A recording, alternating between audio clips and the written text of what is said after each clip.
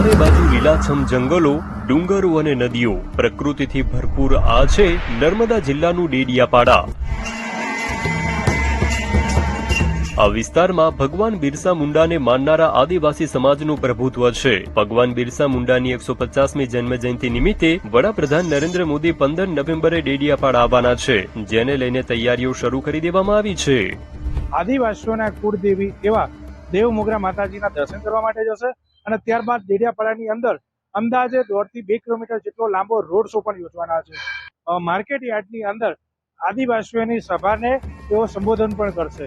વડાપ્રધાનનો આ પ્રવાસ પોલિટિકલ એંગલથી પણ મહત્વનો છે, કારણ કે આવનારા સમયમાં સ્થાનિક સ્વરાજ્યની ચૂંટણી આવવાની છે અને આદિવાસીઓનો ઝુકાવ પણ હંમેશા સત્તાધારી પક્ષની વિરોધમાં રહ્યો છે. ત્યારે વડાપ્રધાનના પ્રવાસ પહેલા દિવ્ય ભાસ્કરની ટીમ ગ્રાઉન્ડની સ્થિતિ જાણવા ડેડિયાપાડા પહોંચી. અમે સ્થાનિક લોકો સાથે વાત કરી અહીંના પ્રશ્નો જાણવાનો પ્રયાસ કર્યો. વડાપ્રધાન આવે છે એટલે હમણાં બધું કામ કરતા છે, લોકોને ત્યાં સુધી કોઈ કામ થયું નથી. મોદી સાહેબ દર વર્ષે આવે તો બહુ સારું. હમણાં જ આ રસ્તા ચાલુ થયા છે તો અમને તો બહુ સારું છે. સાફ સફાઈ બધી રીતે ચાલુ થઈ ગઈ છે એટલે બહુ સારું છે. શિક્ષણ અને રોજગારી અહીંનો મુખ્ય પ્રશ્ન છે. અમારા આદિવાસી છોકરા ગ્રેજ્યુએટ થઈને અત્યારે મજૂરી કરી વળે.